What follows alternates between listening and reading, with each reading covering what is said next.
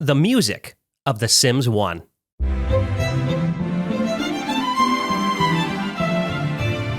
The original Sims is different.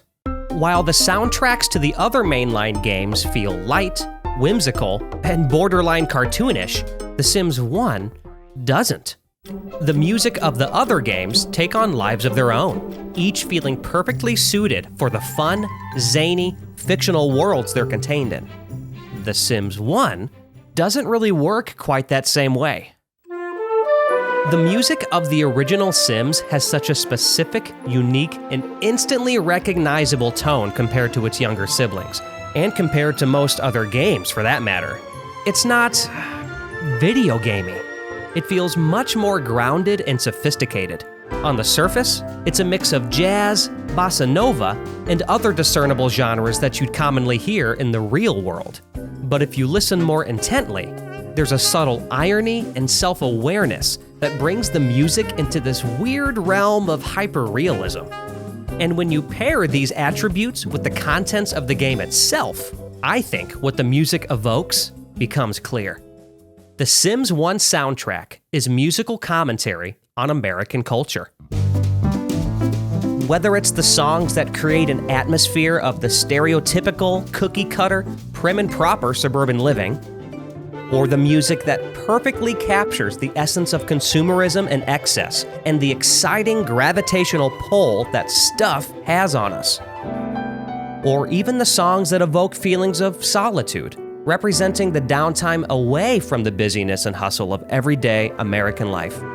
To put it simply, the music of The Sims 1 offers a unique look into how Americans behave, and through its use of melodic stereotypes and heavily stylized embellishments, the result is a true-to-life musical experience topped with satire and irony.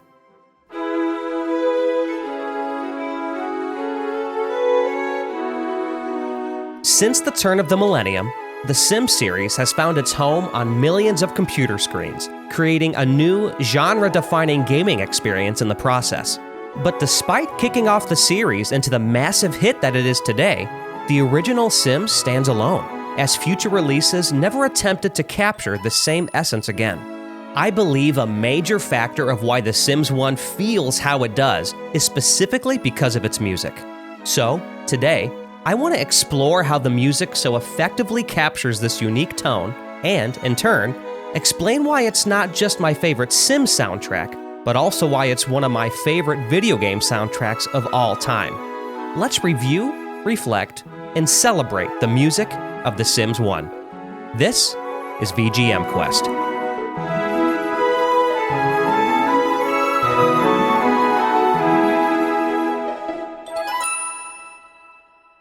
But first, in order to have more context, let's take a look at the back of the box. From Will Wright, the creator of SimCity, comes a new kind of strategy game that really hits close to home. Create an entire neighborhood of Sims and run or ruin their lives. Help them pursue careers, make friends, and find romance. Or see what happens when you make a complete mess of things. Open-ended gameplay gives you the freedom to set your own goals and chart your Sims' destiny. It is your neighborhood and they are your Sims. Whether they prosper or perish is completely up to you. Man, the tone of this description is equal parts lighthearted and sarcastic. It totally matches the energy of the music. And it also puts this observational perspective into motion, which we'll go back to in a little bit. Anyway, with this context in mind, let's get into it. When including the dozens of radio station songs and all of the expansion pack music, you could say the Sims soundtrack covers just about every primary genre there is. But we'll be focusing on the most commonly heard and well-known tracks in the base game.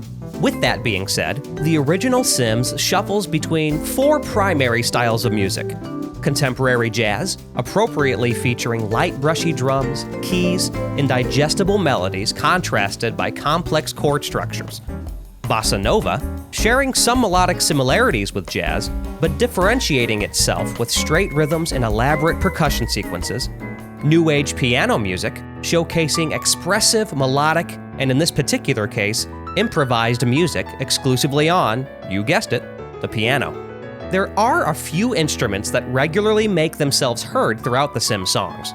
In most tracks, you'll hear the aforementioned piano, vibraphone, and essentially each main section of an orchestra: strings, woodwinds, brass, and various percussion.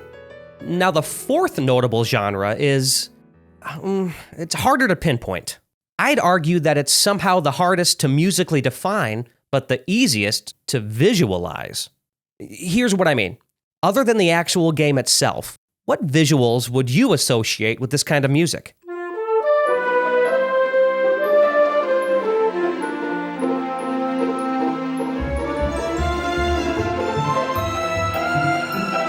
I bet you're picturing 1950s suburbia, or mid-century Americana in general. You know, the white picket fence, the American dream. When everything was black and white, advertisements exploded, and it seemed like every single American family looked like this. I know that's what I picture. But why? I mean, there's a reason we make this association, right? This specific kind of music had to come from somewhere. Well, to best define this music, I wouldn't trace it back to a genre, but actually a brand. Muzak. Okay, let's pivot into a brief history lesson. Muzak was, and technically still is, a brand of music commonly played in retail stores and other public spaces, most prominent in the mid-20th century. The brand has gone through numerous changes and owners since its inception. But arguably, its most successful era was in the 50s and 60s, when the company had a major focus on providing background music for public establishments, like barbershops, doctors' offices, and retail stores. During this time, Muzak began recording and producing their own orchestrated music, giving them full control over how they wanted their music to sound. And with this newfound control, the company intentionally styled and shaped the music to best create a lively, exciting environment in hopes of increasing employee productivity and consumer sales, respectively. With the rise of the subsequent baby boomer generation, this kind of music fell out of popularity, and now it really does feel like a relic of that time period. With all of that being said, there are some names we can give this style of music, such as easy listening, elevator music, or, as Jerry Martin, lead composer of The Sims 1, would aptly say, 1950s shopping music. And in giving it that name, based on what we just learned, it sure seems like Martin did his homework. Starting in 1996, Jerry Martin worked as both a studio audio director and lead composer for game developer Maxis, leaving his distinct musical mark on games like SimCity 3000, SimCity 4, and other numerous games early in the Sims franchise, including, of course, The Sims 1. Soon after the project began, he enlisted the talents of jazz musician Mark Russo. Russo, conveniently being Jerry Martin's neighbor, or maybe inconveniently depending on how you look at it, began contributing right away. This collaboration resulted in Martin largely composing the 1950s shopping music, Russo the jazz tracks, and pianist John R. Burr performing on the piano tracks, providing his own embellishments on top of Jerry Martin's original compositions. Going into The Sims 1, Jerry Martin and his small team had a very specific musical goal in mind, which was to write music that was unobtrusive so as to not distract players from the gameplay, all while adding enough personality and charm into the songs in order to keep them fresh and original. In my opinion, they were successful in finding this delicate balance, which is ultimately what created the soundtrack's extremely unique tone. All right, here, let me explain. Generally, video game soundtracks aim to be as close to the action as possible, being able to seamlessly coincide with its gameplay counterpart, leading to an extremely immersive one-to-one listening experience. It's almost like you can't have one without the other. The Sims, however, shares a very different relationship with its music. The music of The Sims was intentionally created to feel one layer removed, causing us, the listeners, to absorb the music much more consciously, taking an observational and responsive role, just like how we play the game. And pairing this creatively restrictive songwriting process with genres and musical embellishments commonly heard and associated with American culture, Martin and Russo brilliantly created a musical atmosphere that is emphatically reflective of Americans and our behavior. Okay, I know we're really getting in the weeds here. So, I've constructed a way to appropriately divide the music into categories that support this observational musical theming. Through its music, The Sims 1 isn't trying to reflect who we are, but how we are. More specifically, how we get, how we act, and how we actually are. Oh, and quick disclaimer, I will be using the pronouns we and us when referencing Americans, because you probably won't be surprised to learn that I am, in fact, an American. Speaking of Americans, you know what we love? Stuff. We've all felt the utter excitement of getting a new toy. When we're kids, it's often literal toys. As adults, it could be anything. But the feeling of getting it is just the same. And these sensationalized feelings start long before we even get the stuff we want.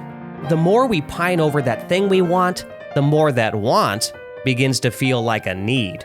We continue to romanticize things in our heads until we inevitably acquire the item. Then, almost like clockwork, the cycle repeats when we discover that next thing we want.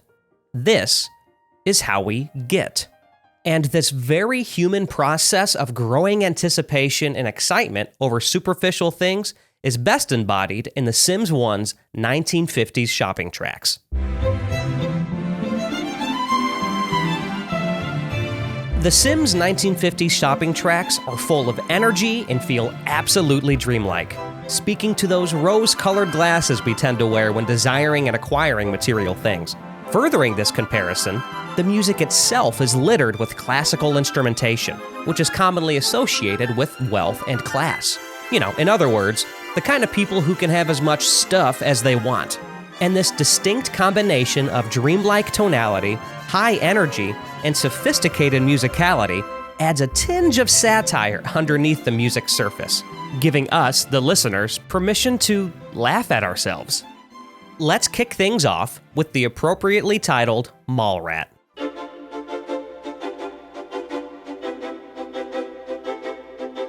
Mallrat opens with a bright, perky string section, establishing a fast-paced rhythm.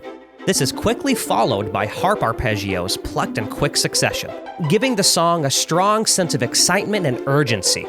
Next, we hear Mallrat's bright and hopeful melody, a call and response between the clarinet, flute, and viola.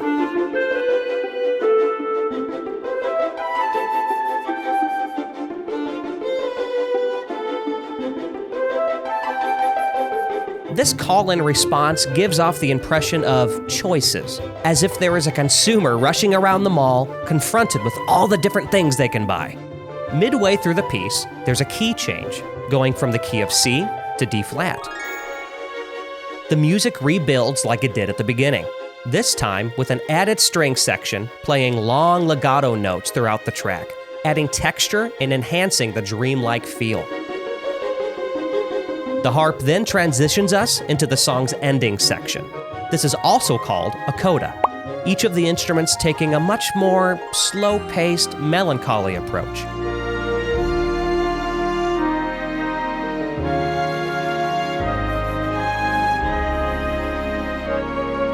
The coda gives a sense of slow, upward movement through its chords, accompanied by the beautifully strummed harp, eventually landing on the song's original key, C major, and effectively creating one of the soundtrack's most memorable pieces.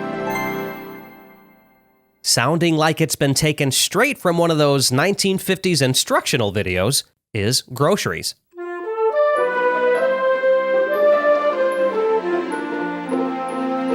Complete with plucked violins, violas, and cellos, Groceries is another quick-paced tune, creating a lively, bouncy atmosphere.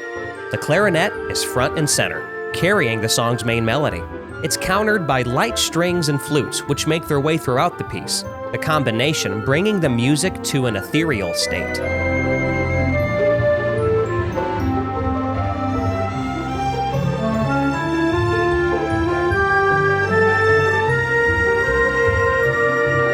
As the song approaches its halfway point, its motif repeats while continuously changing keys upwards, adding a sense of ascension.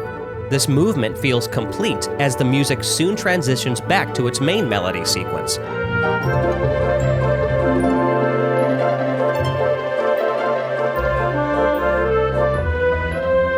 Which is then followed by a pleasant, brisk conclusion.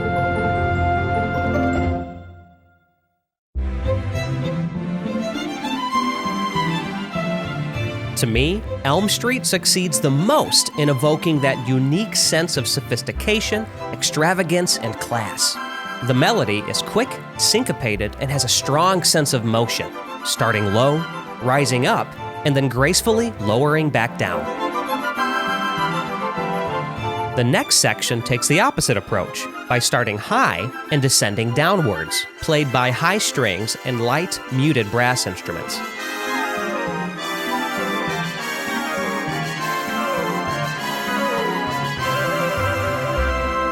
From an observational, satirical point of view, the contrasting sections give off the impression of two completely out-of-touch, snobby rich people having a conversation, almost as if they're arguing over who's richer or something. After a while, Elm Street enters its third section.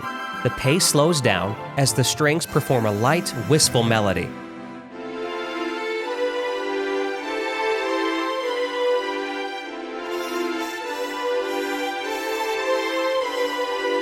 Elm Street's music creates a lavish, elegant landscape topped with a tasteful amount of self-awareness, painting a vivid musical picture.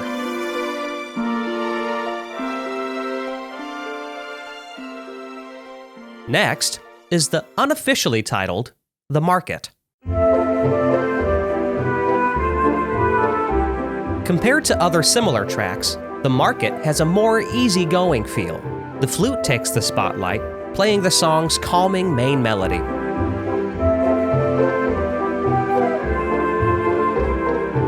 The melody's smooth motion pairs nicely with the song's light, bouncy plucked strings. Accompanied by the bright strings and clarinets, the music crescendos into a hopeful, uplifting sequence.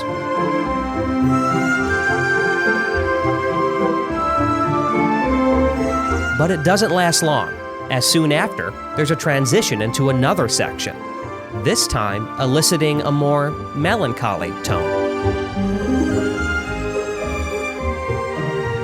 This is a wonderful contrast compared to earlier moments in the track. And The Market doesn't overstay its welcome. Clocking in at a little over 2 minutes, there's a key change soon followed by a simple, clean ending. Whether it's the peaceful tone or what seems like heavier reverb compared to the other tracks, there's a particular sense of comfort and warmth in this song that others seem to lack. Well, with one exception.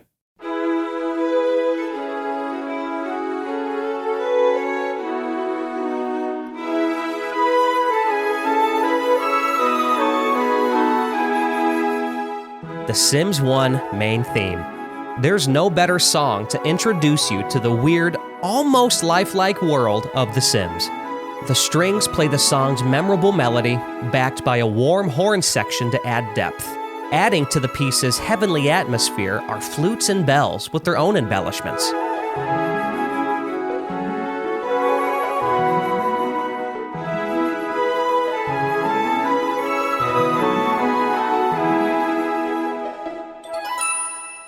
There's a second section to the song, providing a new melody phrase, but with a similar warm approach.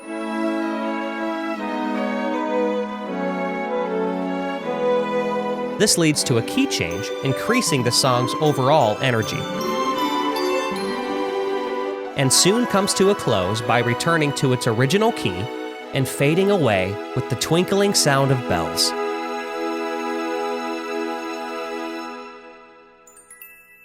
Everything in the Sims 1 main theme feels pure and hopeful, from the notes you hear to the tone you feel. A remarkable, standout piece of music.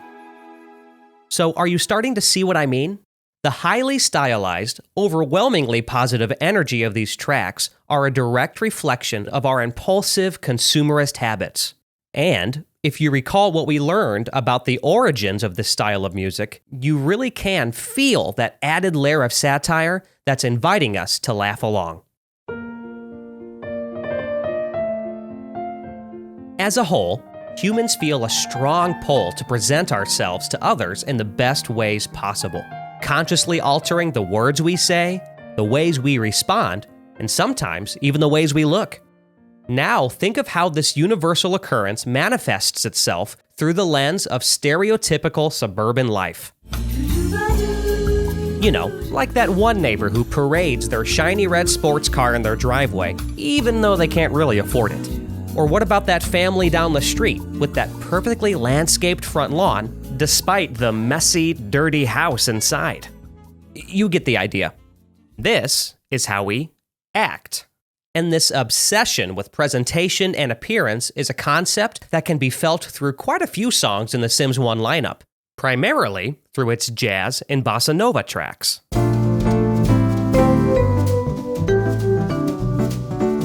The jazz and bossa nova music found in the original Sims feels expertly crafted, overly polished, and acutely performative.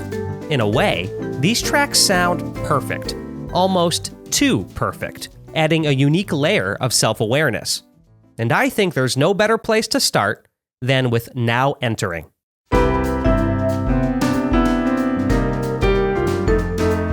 Now Entering opens with dynamic, jazzy piano chords alongside light, brushy percussion, both building the song's swing-style rhythm. Joining in right away is the doorbell-like vibraphone with its subtle sense of promise and poise.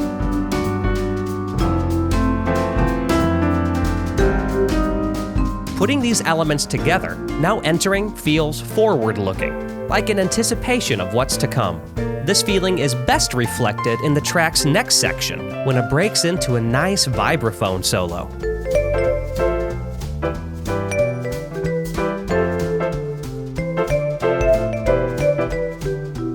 I like to think of this solo as a representation of a mind excitedly daydreaming and wondering what's in store.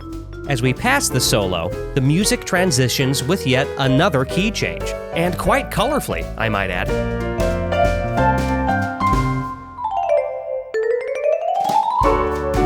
I'm noticing tons of key changes in The Sims 1 music, and understandably so.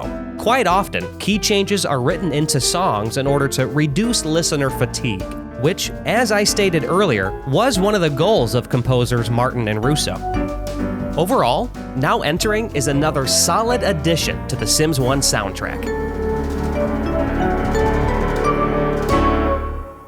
Moving on from the anticipative Now Entering, we've got the much more in the action Neighborhood. Right off the bat, this track establishes a more straightforward rhythm, with the electric keys playing alongside smooth, airy drums. The keys perform a simple 3-chord pattern, and this consistency and repetition makes it feel like you're right in the middle of the hustle and bustle of suburban life.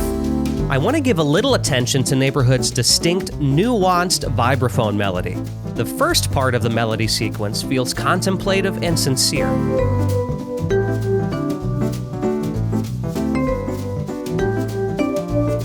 But it closes out with a small sense of cynicism and irony.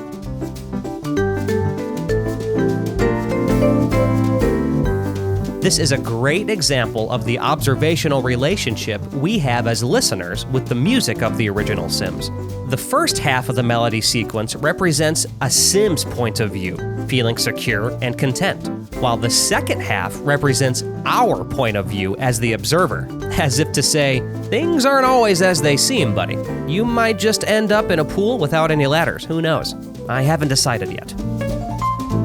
Following Neighborhood's main theme, there's a quiet, slightly darker section, adding even more musical contrast.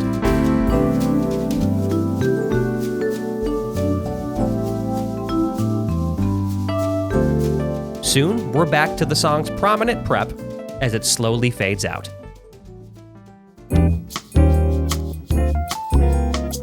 God, I love me some bossa nova. And the Sims 1 soundtrack is no stranger to this smooth, easygoing genre. Just listen to some of these songs. I mean, there's the dreamlike Latin 2 with its angelically haunting Simlish vocals and its rich, polished rhythm section. Then there's the breezy, laid-back vibes of Latin 7 with its seemingly effortless melodic mix of the acoustic guitar, electric keys, and saxophone. But that's just the tip of the iceberg when it comes to the original Sims Bossa Nova offerings. Or should I say, Bossim Nova.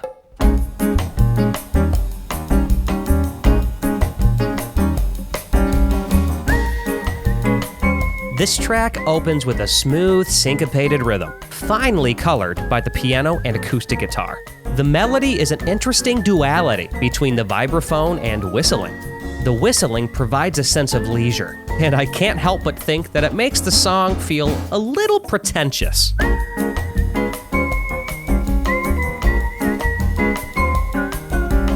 After the melody sequence repeats, Bossim Nova leads into a new section.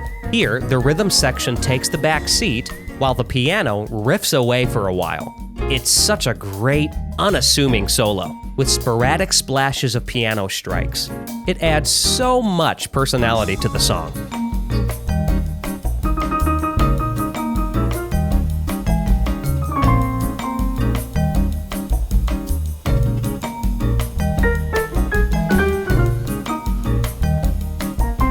Soon, Simlish singers appear. The vocals bring a smooth, serene feel, adding a freshness to the music.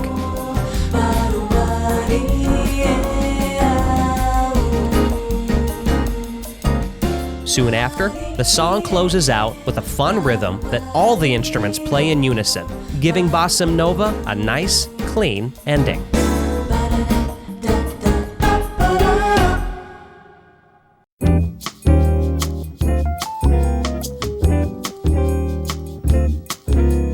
In similar style and tone, there's Sim Nights.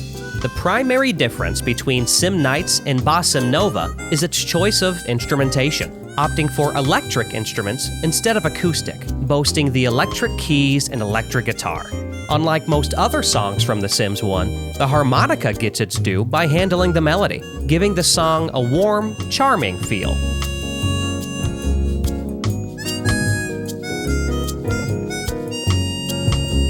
Sitting just behind the melody is the upright bass, establishing a simple, digestible rhythm in order to keep the song's downbeat in check. As the track progresses, more percussion is introduced, and after a handful of bars, the electric keys get their turn soloing, equally expressive and interesting.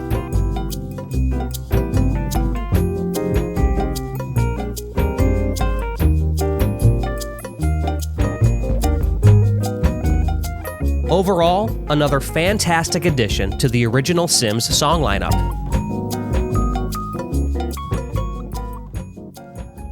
The meticulous arrangement and performative nature of the original Sims jazz and bossa nova tracks illustrates such a vivid, multi-layered musical image.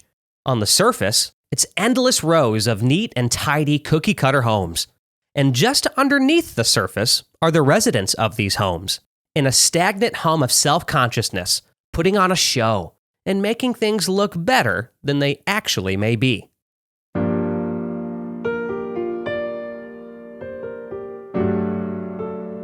When thinking of everyday American life, you could say there are two primary states of being: moving, going, and doing, and not moving, going, and doing. Those moments when we're not overtaken by the commotion of ubiquitous consumerism. The times when we're not putting on a show for those around us. The moments when we're not rushing through everyday suburban life. It's those brief periods of stillness, silence, solitude. It's the most authentic version of ourselves. It's not how we get. It's not how we act. This is how we actually are. And this state of being is beautifully conveyed in The Sims piano pieces. There are quite a few piano-centric tracks in The Sims 1, each feeling deeply intimate and highly expressive, yet all in their own individual ways. Some of the songs are contemplative and reflective in tone. Others are dark and somber. while others still are hopeful. These half-themed and half-improvised pieces of music are perhaps the best example of the composer's goal to write songs that aren't distracting and repetitive, but still have enough structure to be memorable and interesting. I think a great piece to start with here is Under Construction.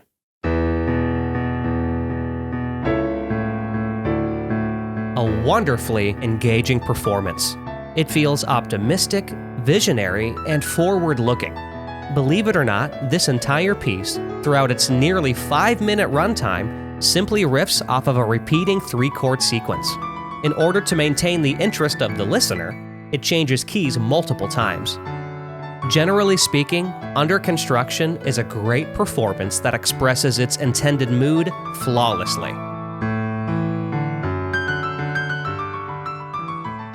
And somehow, an even more expressive piece of music is Buying Lumber.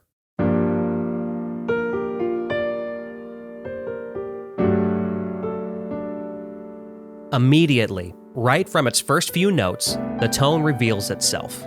Intimate, temperate, and reflective. I think what makes Buying Lumber so beautiful is in its ability to give itself time to breathe, as the piece fluctuates in its tempo and varies quite a lot in its dynamics.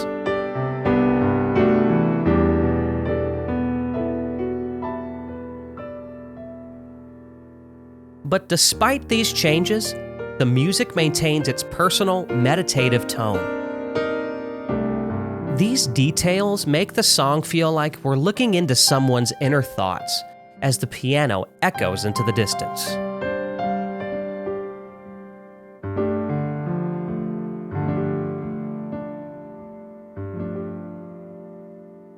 Up next is Since We Met.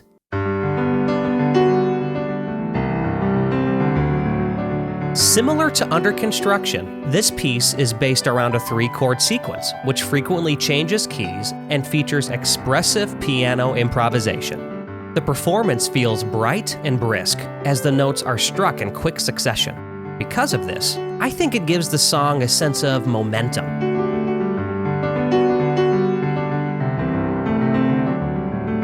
Since We Met has always stuck with me.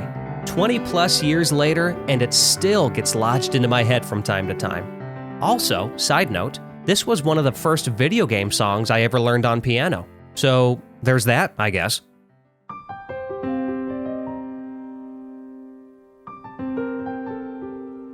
Uniquely opening with the tonally ambiguous introduction is Now What? As the performance begins, many moods are displayed. The slow, infrequent arpeggio style of playing evokes a light, delicate atmosphere, while the actual chords being played are unusual and dissonant, pulling in dark and mysterious undertones. This musical balance between dark and light is the core characteristic of this song. Around 1 minute and 40 seconds, the piece begins to find its footing. This main section establishes a more consistent tempo and builds in intensity. And with the intensity comes a little aggression, making things feel slightly uncertain or unresolved.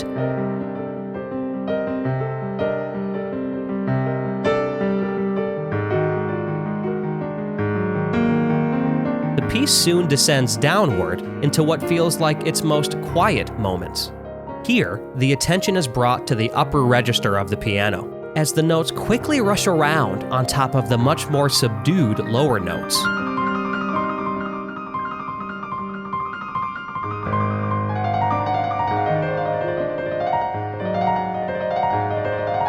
To me, this whole piece embodies an argument. More specifically, I see a private argument between a couple, with emotional delicacy and passionate intensity. Soon, the piano flurries stop, and the song tumbles down into its final sequence, ultimately landing on a low, weighted final note.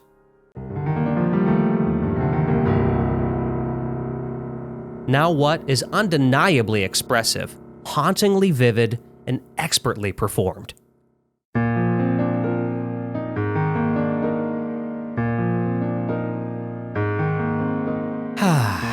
The Simple Life. The Simple Life opens with a short sequence with 2 clashingly pleasing chords alternating back and forth. Then, the melody is introduced as the left hand continues its simple progression. It all feels mature, assured, and thoughtful.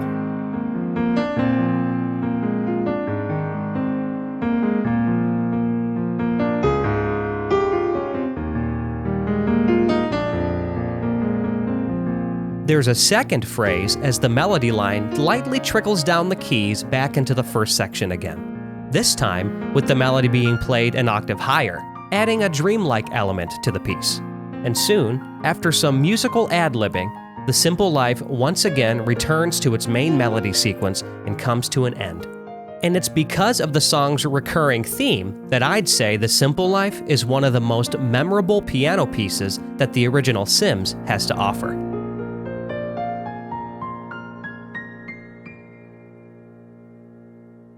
And then, there's If You Really See Eurydice.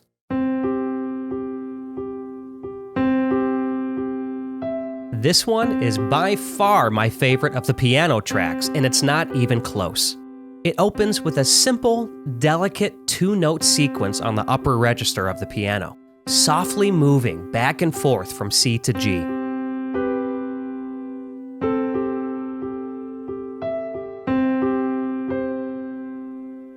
This opening brings up a flood of feelings. It feels comforting, quiet, contemplative, safe. This piece has somewhat of a repeating theme, and it feels so delicate as it brightly dances around the lower two-note sequence.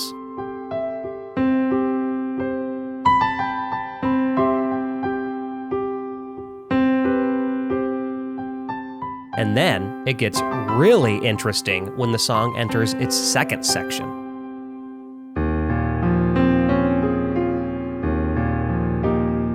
The tone completely shifts into something darker, more haunting, and less optimistic. This is a great musical contrast to the first section. The nuance of this piece continues as there's an ascension up the piano as it lightly plays dissonant chords and soon falls back down to the first section again.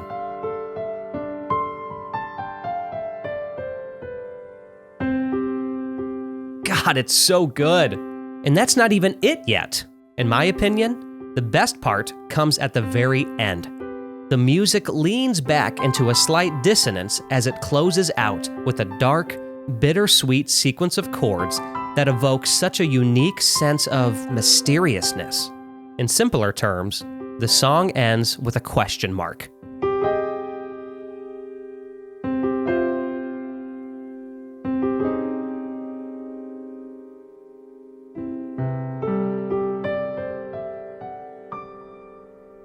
I love this ending. While the other piano tracks feel like a capturing of singular moments, If You Really See Eurydice tells a complete musical story with a beginning, middle, and end. There's no other song quite like it. Sort of acting as the antithesis to the 1950s shopping music and the jazz music, the piano tracks from the original Sims uniquely stand out as the most emotional and authentic in the entire soundtrack. These songs aren't trying to show off with lavish production or a colorful range of instruments. Instead, it's the intimacy of the piano alone, perfectly representing what it's like beyond the turbulence of everyday American life. An embodiment of personal thought, self-reflection, and solitude.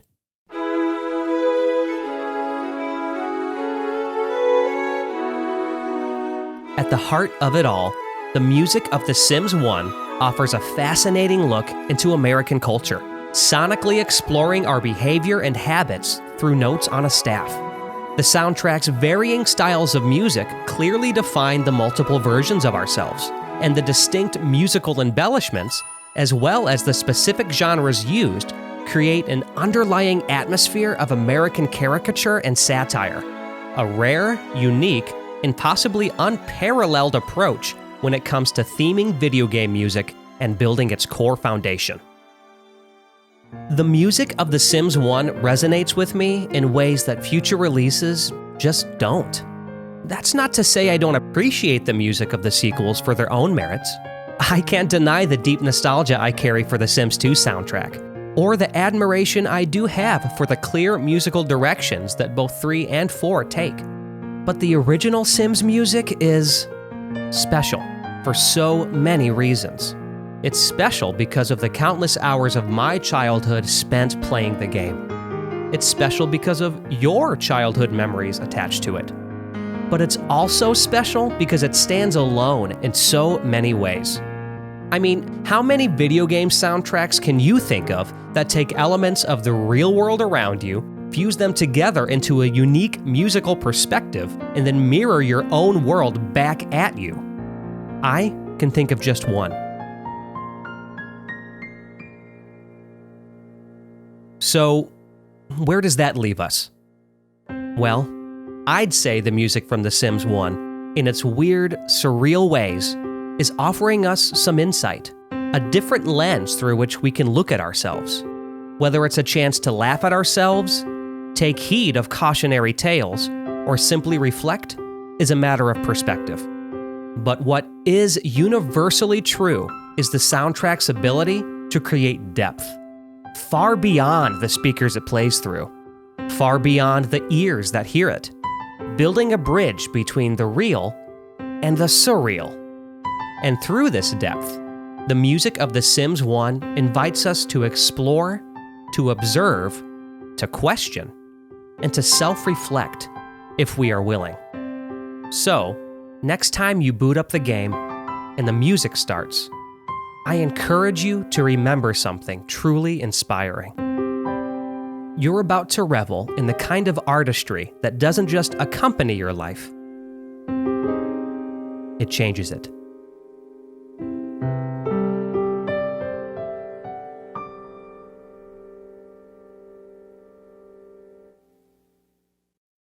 Hey there, thank you so very much for watching this video.